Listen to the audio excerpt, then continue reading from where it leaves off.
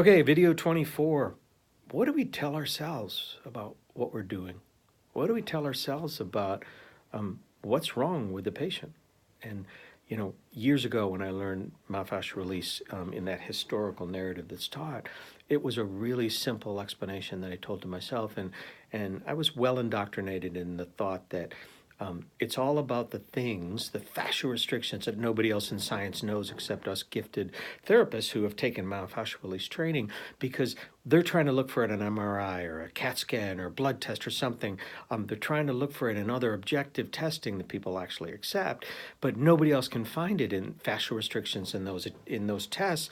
It just becomes us with our trained hands and brains and eyes that can find it and deal with it through simple touch, through simple stretching. And I told myself that story for years and years, and the thing that validated it over and over again was my simple touch, my simple stretch really, really helped people a lot with all sorts of problems. That validation made me never really want to leave that story. Then I stopped telling that story to myself. I learned other stories, and I learned that the fascial story, while it could be true, it probably doesn't represent the total truth. The total truth, well, it'll probably be figured out when I'm long dead, but I think the total truth is probably more plausibly explained from a neurologic, a neurocentric type of explanation. Central nervous system influence and has ultimate control over whether it's the fascial system, the muscle system, lymphatic system. They're all basically under the auspices of the central nervous system and the autonomic nervous system.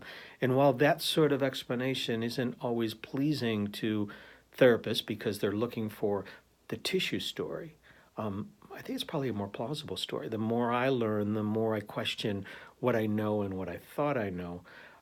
The more I learn, the more I realize I want to stop making the target of my intervention, the target of my evaluation, the target of my conversation. I try to stop making the target a specific tissue or even a specific pathology or metaphoric pathology. What I strive to do is make the target of my intervention the complaint, the problem that brought my patient into the clinic. They may want to know what's wrong with them, and they want to think about that target tissue, the target pathology. It's all my muscle tension, it's all that fascial restriction or whatever. And I acknowledge it. I don't try to negate what the patient feels, but what I try and do is turn it around. Instead of saying, there could be something wrong with a tissue, a structure, there could be a pathology, but there might not be.